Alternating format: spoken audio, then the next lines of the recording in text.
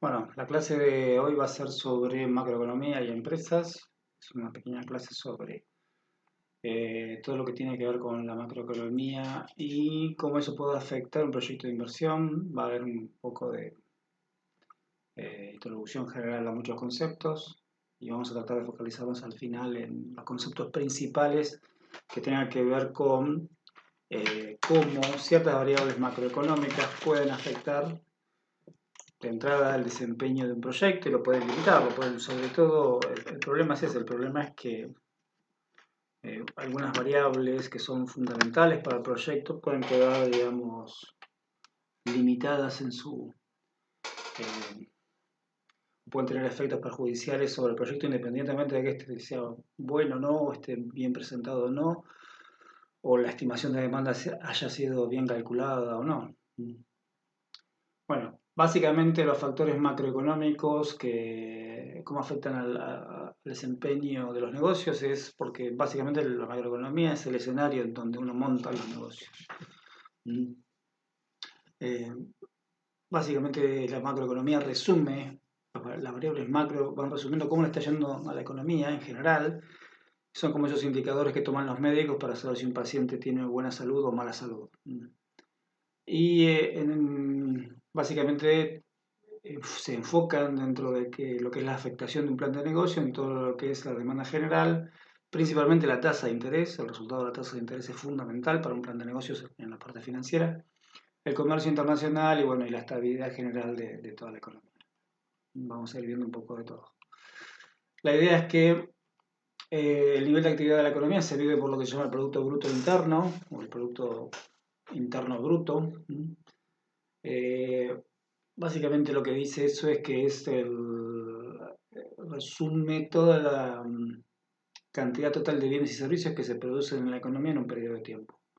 Usualmente eso es un año, se mide con seguridad en un año, se mide también más recientemente en las últimas décadas, se mide a nivel trimestral, así que cada 3 meses tenemos un indicador, una medición de este indicador. Es un indicador muy complicado de calcular porque hay que medir todas las transacciones que se realizan en la economía. Entonces es muy costoso, es muy difícil que se haga mes a mes. Eh, la idea es que las empresas, bueno, están muy influenciadas por el nivel de actividad económica, sobre todo por el lado de la demanda. Si la actividad económica le va bien, va a haber más demanda y la demanda, cuando es mayor, la demanda general, cuando es mayor, hay más lugar para ubicar el producto que nosotros querramos vender, ¿no?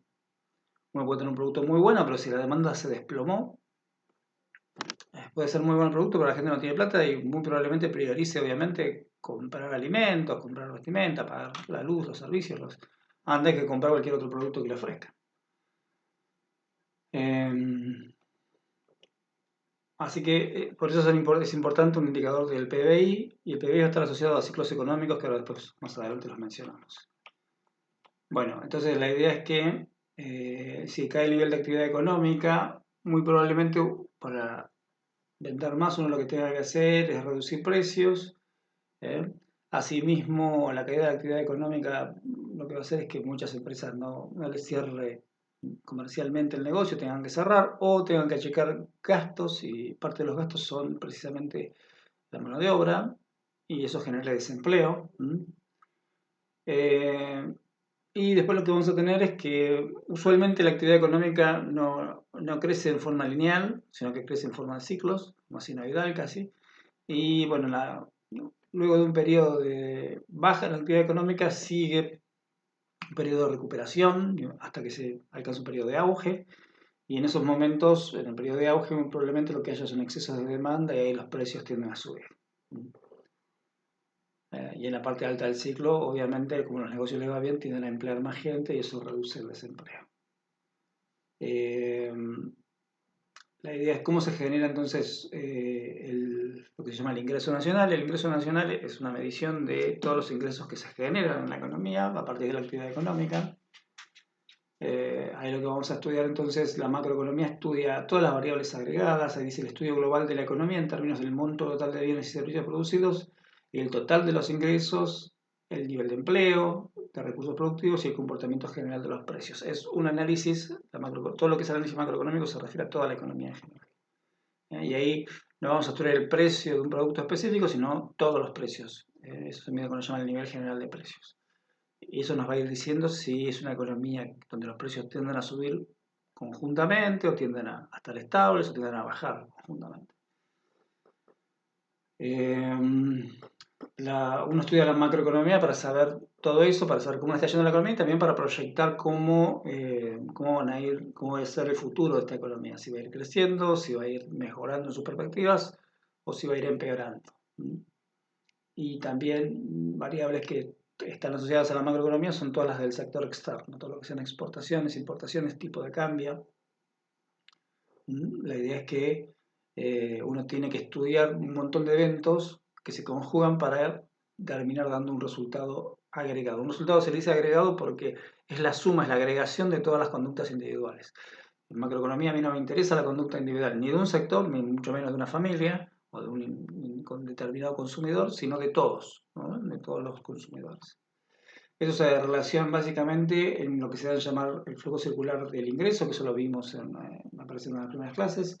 Y lo que vemos es, bueno, básicamente tres grandes sectores, tres grandes agentes, que son el gobierno, las familias y las empresas, relacionadas en distintos mercados. Los que habíamos visto hasta ahora tienen que ver el mercado de bienes y servicios y el mercado de factores de producción, donde el mercado de bienes y servicios las empresas le venden bienes y servicios finales a las familias, y en el mercado de factores de producción las familias ofrecen sus recursos productivos a las empresas, y eso genera un flujo monetario y en reversa un flujo de bienes y servicios, un flujo real. Y lo que podemos hacer es agregar ahí el gobierno, al cual nos va a extraer impuestos y va a devolver, digamos, algún tipo de... eh, van a realizar algún tipo de gasto compensatorio en términos de subsidios, de planes asistenciales y todas esas cosas raras que hacen los gobiernos ahora. Eh, También ahí vamos a tener otro mercado en el cual se pueden encontrar empresas y familias, que es el mercado financiero, que lo tenemos aquí, en el cual las familias ahorran, generan depósitos y esos depósitos después generan un fondo que puede ser prestado también a las familias, pero un gran, digamos, un gran prestatario de estos servicios son las empresas que piden préstamos. Eh, y también el gobierno. El gobierno pide préstamos, es un recurrente pedidor de plata para cerrar déficits fiscales y todas esas cosas raras que hacen los gobiernos. Conceptos básicos dentro de lo que es la macroeconomía son todos estos, hay un montón, como ven. Algunos que tienen que ver, digamos, con la forma en que se contabilizan las variables agregadas, otras que tienen que ver con cómo se miden los precios, otras con los niveles de empleo, otras con la conducta del ciclo económico, y después un montón de variables que tienen que ver ya con descriptores específicos de lo que es el ciclo económico. Más o menos vamos a ir mencionando todas estas que están acá. Y vamos a ver qué incidencia pueden tener esto en los negocios. Lo que vamos a tener entonces es que el funcionamiento, hay ciertas variables, bueno, todas las variables macroeconómicas en general surgen por lo que fue la macroeconomía. En realidad nace con lo que fue la crisis de la década del 30, en 1929, hay una gran crisis en Wall Street. Esa crisis se traslada, se contagia a todo el mundo y genera una recesión, una depresión muy fuerte en la actividad económica que afecta a casi todos los años 30. Durante la década del 30 todo el mundo estuvo con un nivel de actividad económica muy bajo, contrario a lo que fue la década del 20. La década del 20 fue una década, digamos, con muchísimo nivel de actividad. Y lo que pasó ahí es que precisamente empezó a funcionar toda la economía en general mal y no había herramientas para entender qué estaba pasando. No se calculaban en esos momentos el PBI, por ejemplo. Las naciones no calculaban los PBI, no sabían qué estaban produciendo a nivel agregado.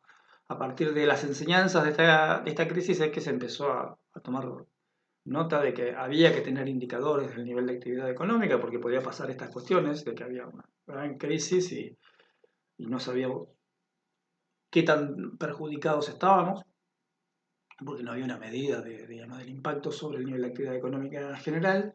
Y ahí lo que vamos a tener entonces es que a partir de la década del 50, después de la Segunda Guerra Mundial, hubo que esperar a que terminara la Segunda Guerra Mundial, se empezaron a coordinar todos los países del mundo para básicamente ir midiendo el nivel de actividad económica a través de ciertos indicadores que se calculan del mismo modo en todos los países. Específicamente el PBI se calcula igual en todos los países. Y a partir de esa información macroeconómica empezaron, obviamente, se utilizaba esa información para manejar la economía. Y se manejaba a través de políticas económicas que podían ser fiscales o monetarias, tal vez que el gobierno, viendo cómo evolucionaban las variables macroeconómicas, iba tomando ciertas decisiones gubernamentales para ir regulando y llevándola a la economía por donde más le sentía que le convenía, para los objetivos de política. Entonces, bueno, ahí tenemos el funcionamiento de la economía. Vamos a tener los factores determinantes y objetivos. Los factores determinantes que van a afectar el funcionamiento de la economía tienen que ver con fuerzas internas del mercado, como el mercado interno, perturbaciones externas, cosas que pasan afuera y que se meten dentro de la actividad económica y que uno no puede evitar. Típicamente en perturbaciones externas tiene que ver todo lo que tiene que ver todo lo que es combustibles, precio del petróleo. El petróleo, los mayores oferentes de petróleo están en el Golfo Pérsico y en Oriente Medio, y cada tanto se arma alguna guerra y algún despelote, y eso afecta a las variables típicas del petróleo, y eso se traslada al precio de la nafta, y la nafta se usa para propulsar toda la economía, así que eso termina generando efectos complicados dentro de la economía. O cualquier crisis a nivel mundial también tiene el mismo efecto. Y después políticas macroeconómicas. Una vez que el gobierno decide, en tercer punto, intervenir en la economía, genera efectos en la economía y muchas veces se equivoca. En Argentina se equivoca horrores la macroeconomía. Argentina es, dentro de los países del mundo, uno de los peores administrados macroeconómicamente. La macroeconomía argentina es muy mala por ser cariñoso a la hora de calificarla. Y después, bueno, de ahí lo que ocurre es que surgen ciertos objetivos de la política macroeconómica que están a partir de los factores determinantes de cómo se funciona, de cómo funciona la economía. Uno puede ir decidiendo, bueno, qué variables necesita ajustar aquí.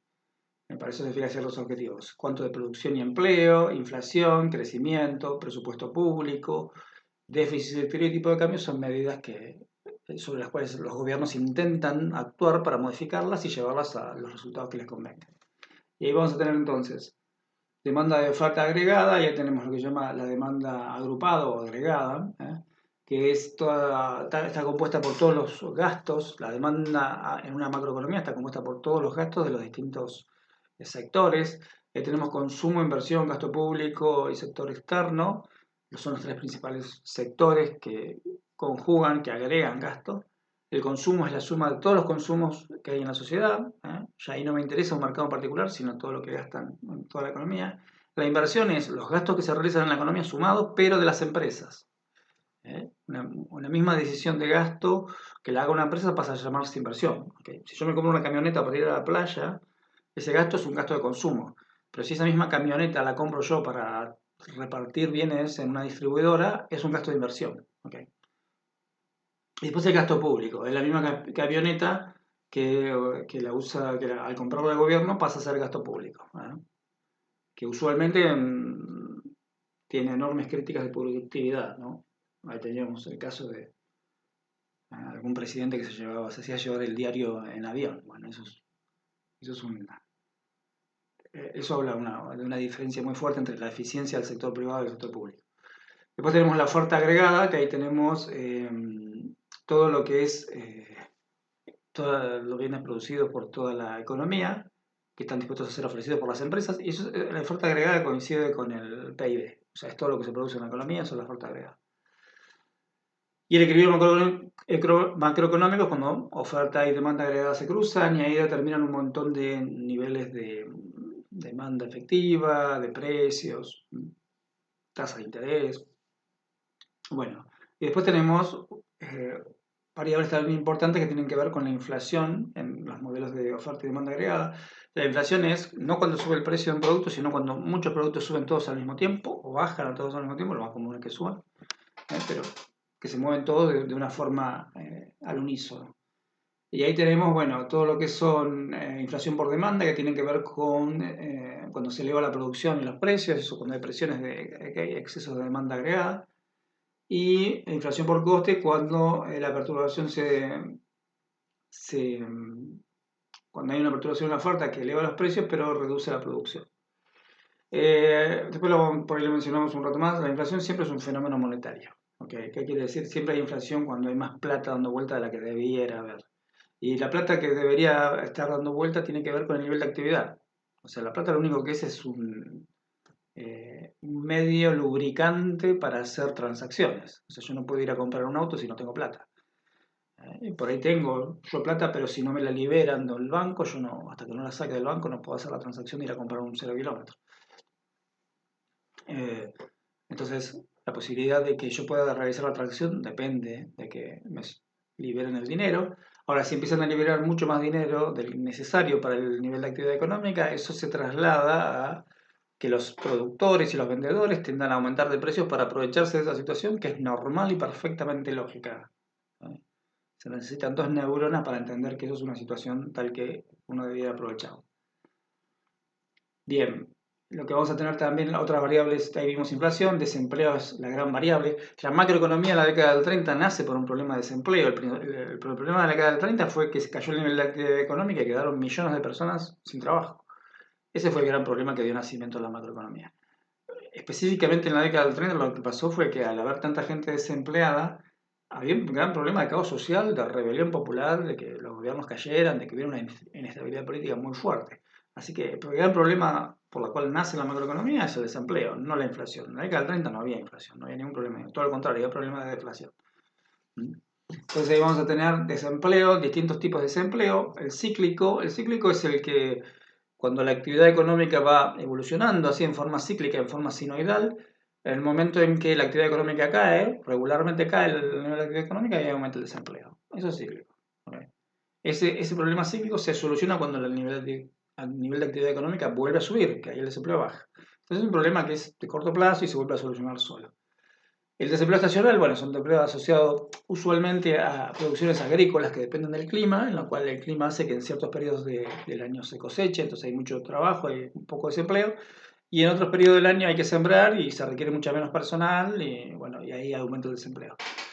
También se va corrigiendo a lo largo del año. El friccional se refiere a el desempleo que es mínimo y reducible, que quiere decir son situaciones en las cuales es muy difícil de eliminar. Por ejemplo, típicamente está el empleado que se porta mal, le pega al jefe, entonces lo echan. Ese pasa a ser desempleado, pero no es un tema que tenga que ver con la política, es un tema medio puntual. Y también la gente que, por ejemplo, quiere cambiar de empleo. Dice, yo estoy trabajando acá, me pagan un sueldo que no me gusta, quiero cambiar. Entonces renuncio y me voy a buscar otro empleo, quedo en el desempleo. Se lo llama irreducible ese porque siempre está pasando eso, siempre va a pasar y es muy difícil de evitar. La gente que se recibe y no consigue trabajo también es parte del friccional. Y el estructural ya es más complicado. El estructural es cuando la economía no puede absorber toda la mano de obra que genera. O el sector ese específico no puede absorber la mano de obra que genera. El desempleo estructural es el que hace o el que hizo que nuestros abuelos se subieran a un barco y vinieran a trabajar acá en Argentina. El desempleo estructural en Europa. ¿Por qué? Porque ellos directamente se dieron cuenta que en los lugares donde estaban viviendo no había capacidad de absorber a ellos como empleados de nada. Entonces se embarcaron y vinieron acá a buscar empleo. El desempleo estructural es cuando el mercado demanda 100 tipos y el mercado ofrece 200. Entonces hay 100 que no se pueden ubicar porque no hay demanda para ellos. Estructuralmente, la estructura económica no demanda tanta mano de obra. Entonces es muy complicado. Acá en Argentina, esta, esta divergencia se solucionó creando infinitos puestos de trabajo en el Estado, totalmente innecesarios, tales que gente se empleó pensando que hace algo útil y en realidad trabaja para la municipalidad tomando mate toda la mañana o haciendo trabajo que realmente podría, trabajo de 10 personas que tranquilamente lo podrían hacer 2 personas trabajando bien. Pero hay 10 personas dando vuelta y bueno. Ese desempleo estructural se corrigió en Argentina vía Estado, ni siquiera había un subsidio, porque el subsidio por lo menos da la sensación de que es una cuestión temporal y después uno va a salir. No, directamente lo metieron en planta permanente y tenemos ahí empleados que son eternos y que no hacen nada, la verdad. Bueno, el tema es que el estructural es más complicado, porque el estructural requiere un cambio estructural en la economía, un cambio de forma de producir que altere eso. Lo cual es muy complicado cuando uno tiene gente empleada en el Estado que cobra lo mismo, que o cobra mucho mejor que en el sector privado. Esa gente no tiene incentivos nunca a irse del Estado. Bien, esos los efectos que van a tener ahí son, en la parte económica, la caída, todo lo que sea el desempleo va a ser la caída de la producción, pues se da por la caída de la producción, disminución en la demanda, porque la gente pasa a estar desempleada, no tiene plata para gastar, y puede ser también un aumento en el déficit público, porque ¿sabes? Se autorizan subsidios a desempleo para esta gente. Y después, bueno, hay un tema, problemas sociales, psicológicos y discriminatorios por el tema de estar desempleado y, bueno, un montón de circunstancias que son muy interesantes de estudiar, pero digamos, es interesante estudiarlo eso cuando uno tiene una política de desempleo seria, ¿no?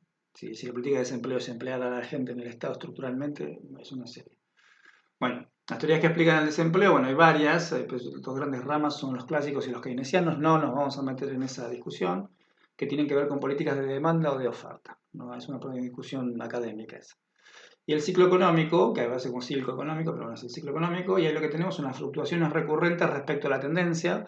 El PBI crece apuntando hacia arriba, en la mayor parte de los países del mundo, en Argentina no, pero en la mayor parte de los países del mundo, y mientras va creciendo no crece en línea recta, sino que va haciendo ciclos. Lo que vamos a tener ahí son 4 fases, esas las vamos a describir ahora, y la idea es que, bueno, suelen iniciarse con una alteración del gasto.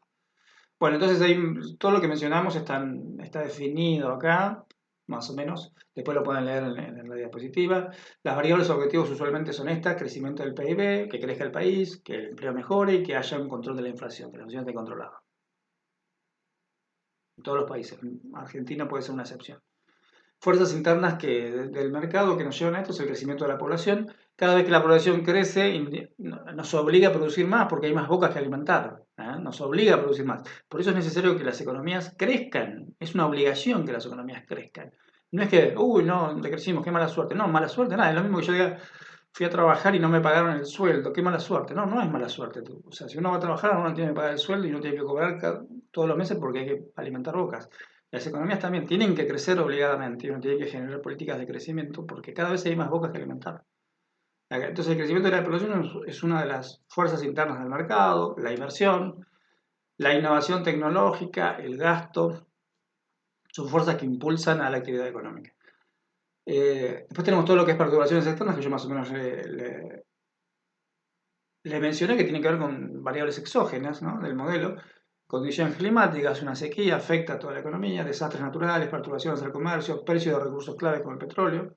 Y los instrumentos de política que vamos a tener ahí en las macroeconomías son impuestos, gasto público. Esas son dos variables típicas que se llaman de la política fiscal. El gobierno puede decir gastar más plata, que es la típica en Argentina, o puede decidir manejar los impuestos, que suben, usualmente no bajan, pero también, digamos, en un país normal bajan los impuestos. Entonces uno puede subir o bajar los impuestos. Si uno sube los impuestos le deja menos plata a la gente para que gaste. Y si uno baja los impuestos le deja más plata a la gente para que gaste. Entonces afecta indirectamente el gasto. El gasto público es un componente más de la demanda agregada, así que si sube, lo que hace es impulsar la demanda agregada. Y después podemos tener políticas de tipo monetaria, como son estos cambios en la cantidad de dinero, que era un poco lo que yo les contaba recién, el tema de que el dinero es un lubricante de transacciones. Si yo retiro dinero, si yo no facilito, por ejemplo, que haya préstamos en la economía, yo trago la actividad económica. Y a veces es necesario eso, a veces es necesario enfriar la actividad económica.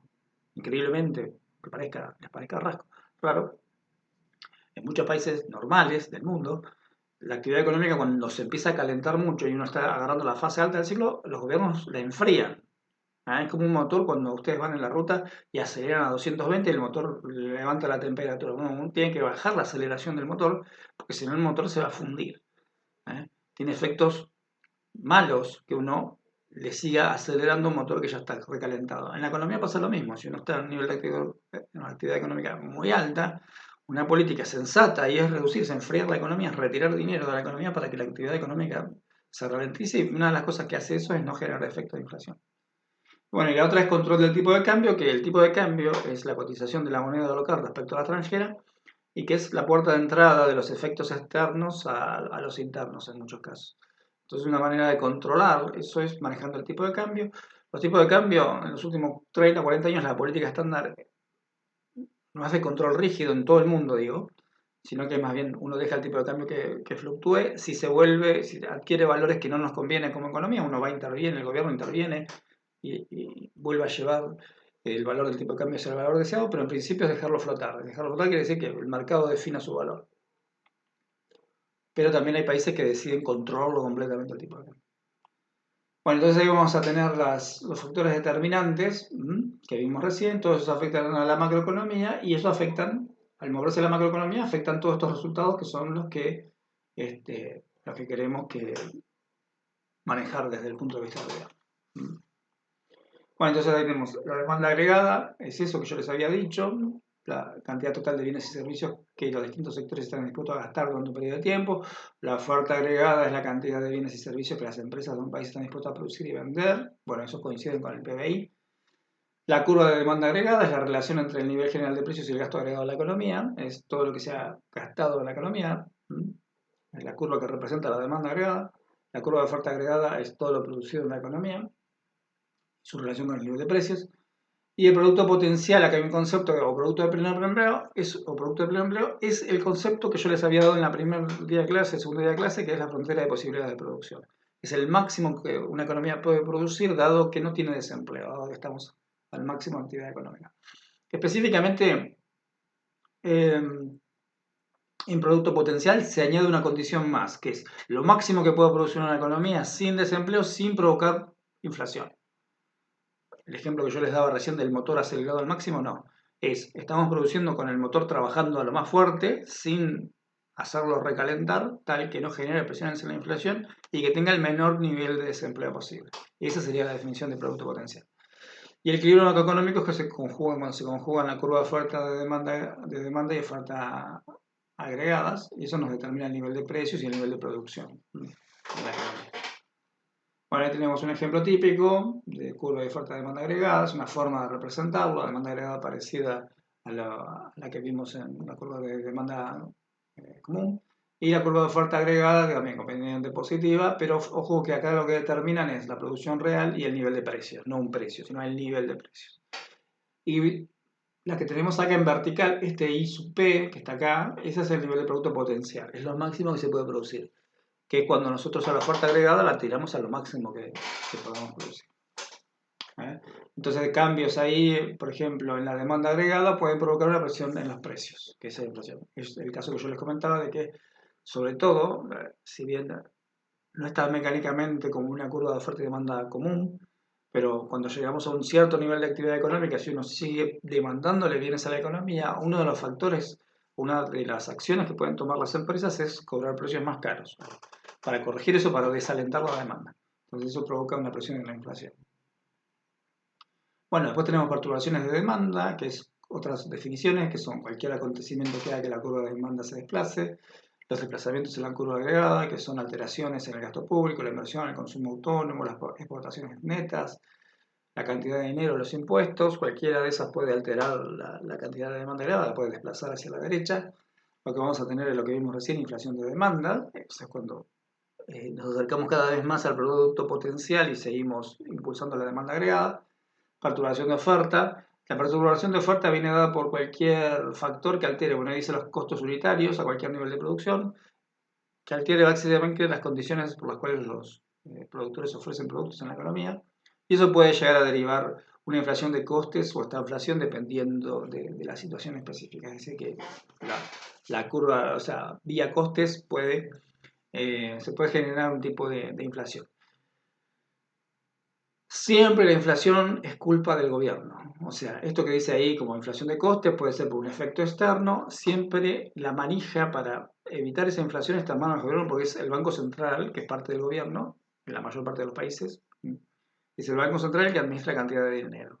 Si ocurriera un caso, por ejemplo, de que aumenta el precio del petróleo, eso se traslada vía costos a mayor presión inflacionaria, vía oferta, el gobierno podría optar reducir igual la cantidad de dinero y ese traslado sería menor la inflación. O sea, la herramienta siempre está en manos del gobierno, que es la cantidad de dinero. Y la cantidad de dinero es lo que provoca inflación. Tenemos el ciclo económico, y ahí lo que vamos a ver son las fluctuaciones del PBI y del empleo en torno a una tendencia. La tendencia es la evolución sostenida en largo plazo del PBI. Usualmente son fluctuaciones recurrentes respecto a la tendencia, con duración superior al año. Depende del país, a veces pueden ser trimestrales, pero usualmente sí superan el año. Variaciones estacionales son fluctuaciones recurrentes con variaciones inferiores al año, esos son estacionales, e irregulares se deben a factores aleatorios o no previstos. Cuando hay la crisis del petróleo, ¡pum!, pega un salto a la actividad económica, cae muy fuerte la actividad económica, y no es regular, se produjo una guerra en Oriente Medio, sube el precio del petróleo y cae el nivel de actividad económica. Bien, ahí tenemos más o menos el PIB para Argentina. Fíjense, esta es de la década del 70, esta es la tendencia, esa forma, esa línea, digamos, que apunta hacia arriba es la tendencia, y las desviaciones respecto a la tendencia es el ciclo económico. Fíjense que hay algunas caídas. Acá por encima del ciclo económico tenemos al principio de la década del 80, antes de la crisis de la deuda, una que se llama la crisis de la deuda. Esto sería finales del gobierno militar, a veces durante el gobierno militar, durante el gobierno 76-83. Inmediatamente después vino lo que se llama la crisis de la deuda, que estuvo cercana a la guerra de Malvinas, y hay un nivel de actividad económica a la baja, y después tuvimos hasta el final de la década de los 90, que fue el gobierno de Alfonsín, que lo vemos acá, este que está acá.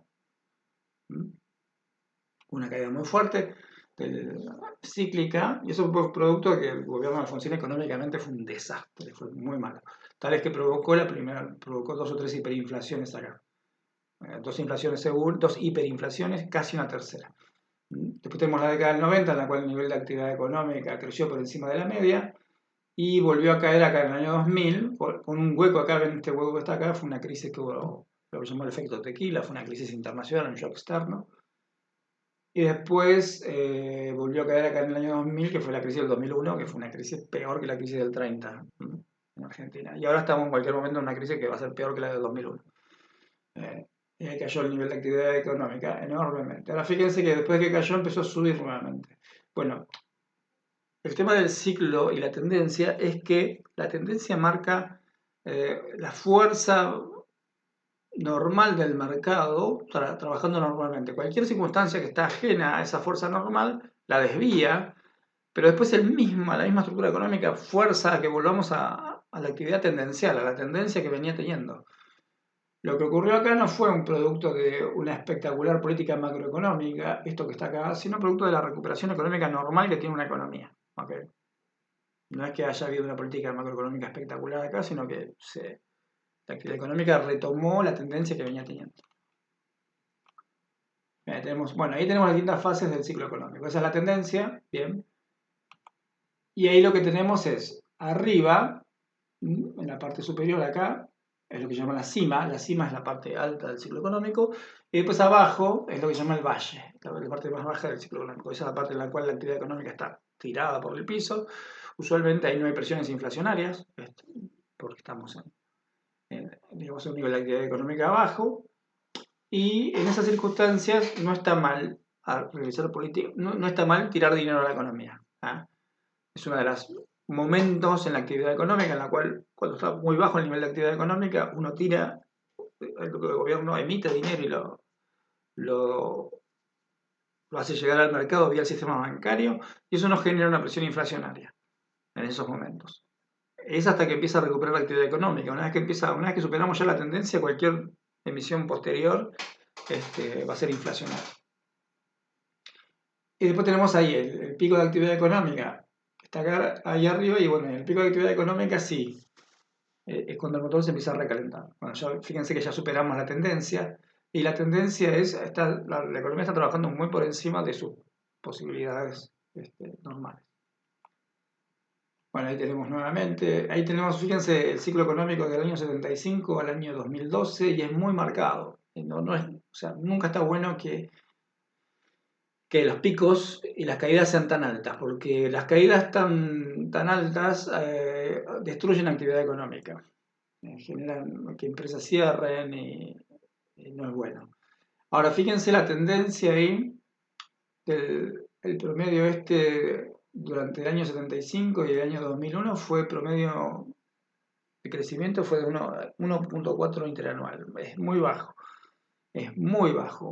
Usualmente una economía anda creciendo en el 2, 3%, 4%. dependiendo, ¿sí?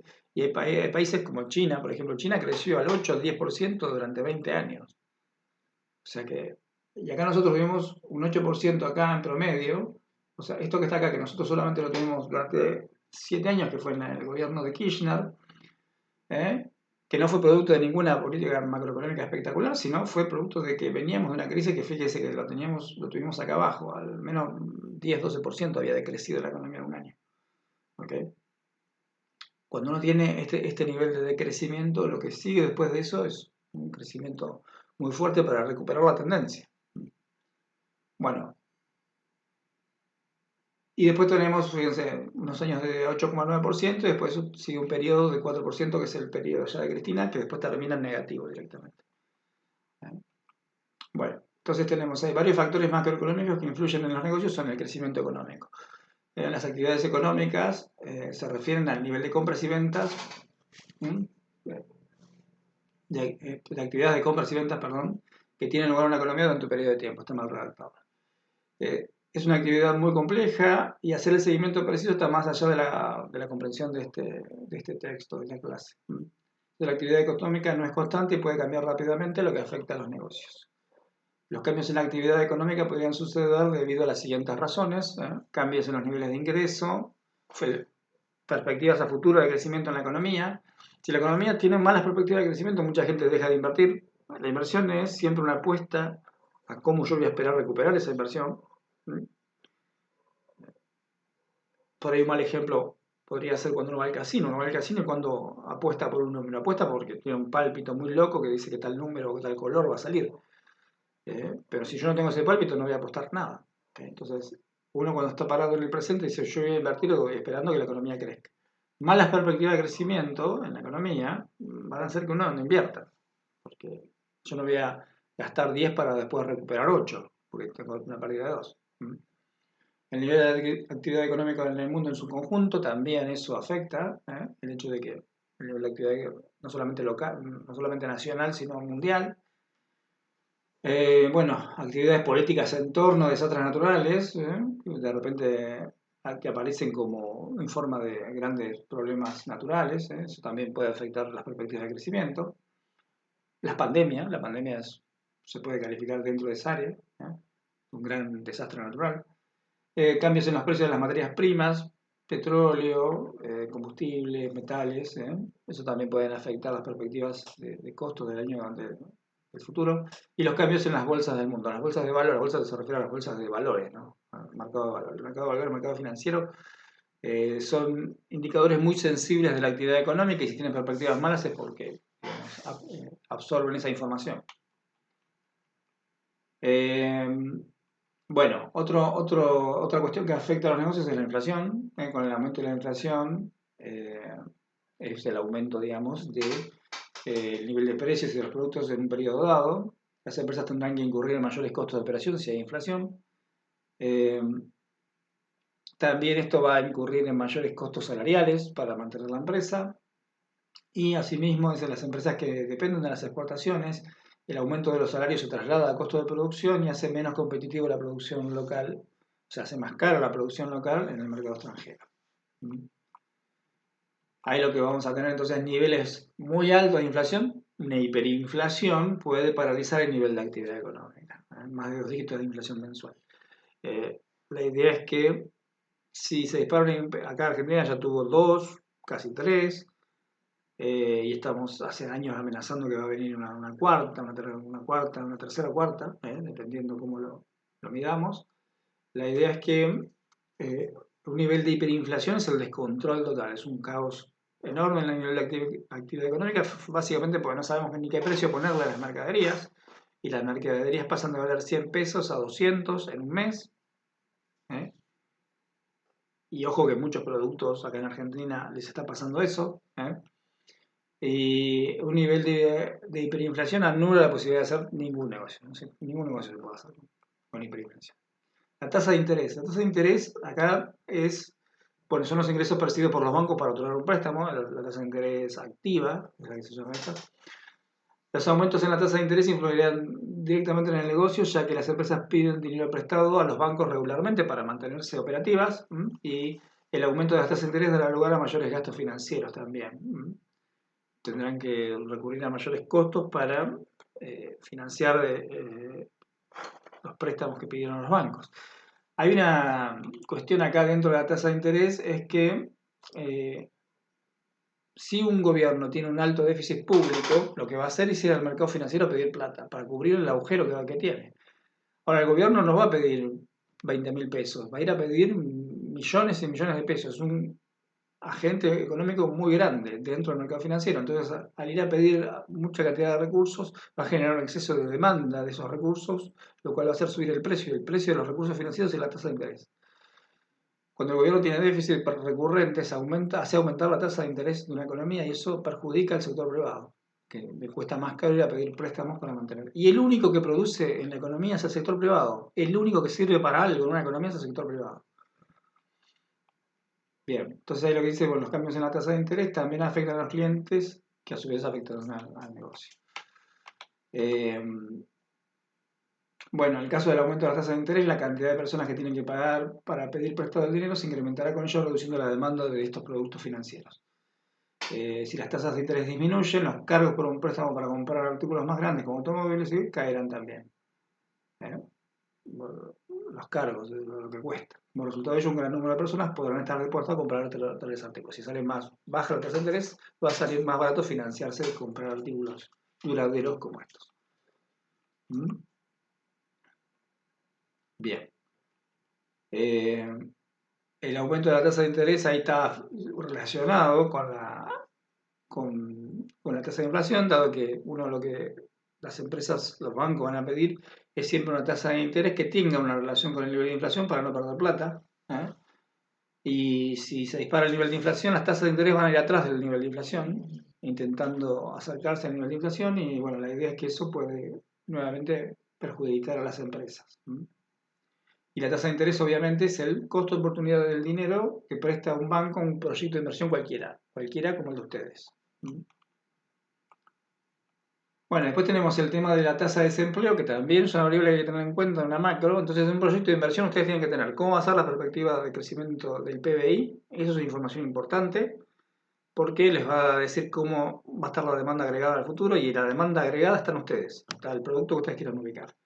El tema de la tasa de interés es súper importante porque ustedes, si van a pedir plata a un banco o a cualquier entidad financiera, cualquier entidad que les presta, salvo que la subsidie, les va a cobrar algo por devolver la plata, y ese algo está relacionado con la tasa de interés. Y si se dispara la inflación, se dispara la tasa de interés. Y si se dispara la tasa de interés, van a tener que devolver más plata. Y es más complicado. Y el tema de la tasa de desempleo, que es el porcentaje de gente dentro de la fuerza laboral que está desempleado pero buscando activamente empleo. Si la tasa de desempleo es alta, hay una cuestión acá de que, algo bueno de que para el empresario puede ser que, primero, hay mucha mano de obra disponible, así que es más fácil conseguir empleados, y asociado probablemente a un salario más bajo. ¿Okay?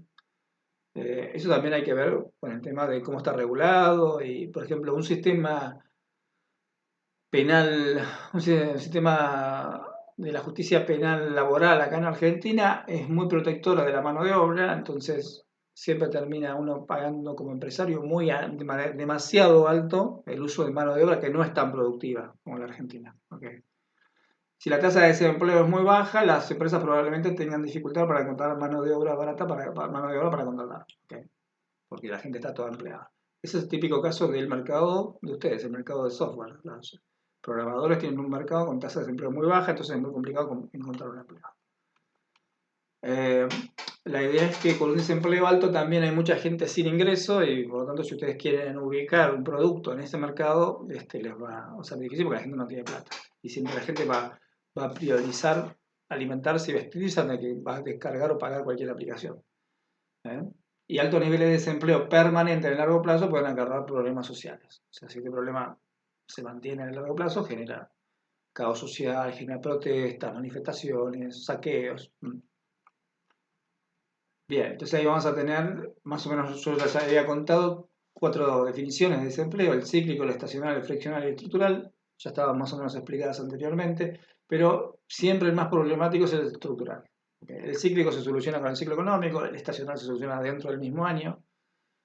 El friccional es irreducible, no, es imposible evitarlo, pero lo estructural, si se mantiene, es el desempleo a largo plazo. Y si es muy alto y no hay políticas de contención, puede ser complicado. E inclusive si hubiera política de contención, esa política de contención es plata, es una plata que uno gasta, que la pagamos nosotros vía impuestos para que esta gente no se revele, para que el desempleado no haga saqueos. No sé si es un uso tan efectivo de los recursos eso. En general, todo lo que es la inestabilidad macroeconómica genera incertidumbre para los negocios. Eso está asociado a mayor inflación en el caso de Argentina, la mayor parte de los países del mundo. Entonces, los precios son un indicador muy pobre de la escasez relativa, que es la información que brinda un mercado funcionando bien. Y obviamente la inflación va a arrastrar la tasa de interés, lo cual es la que guía para la rentabilidad de los proyectos de inversión. Bueno, por otro lado, niveles de desempleo altos van a tener todo este problema de caos social que puede generar, digamos, bueno, genera problemas de demanda agregada más baja y de caos social en casos extremos. Y la idea es que si los gobiernos no corrigen su situación presupuestaria, van a entrar en déficits estructurales permanentes y esos déficits estructurales permanentes son el principio de problema de desempleo, problema de inflación y vuelta a empezar. Entonces, estas en algún momento dentro del plan de negocios, mínimamente hay que mencionarlas como las perspectivas. ¿A qué mercado apuntan? Y apuntamos a un mercado como el argentino. El argentino tiene todos estos indicadores malos de la macroeconomía, no apuntan al mercado argentino. Apuntan, tomen datos de mercados más amplios, como puede ser el mercado latinoamericano o algún mercado latinoamericano específico que le esté yendo bien. En estos momentos con el coronavirus a nadie le va bien, pero bueno, hay países que tienen, digamos, mejor perspectivas desde ya.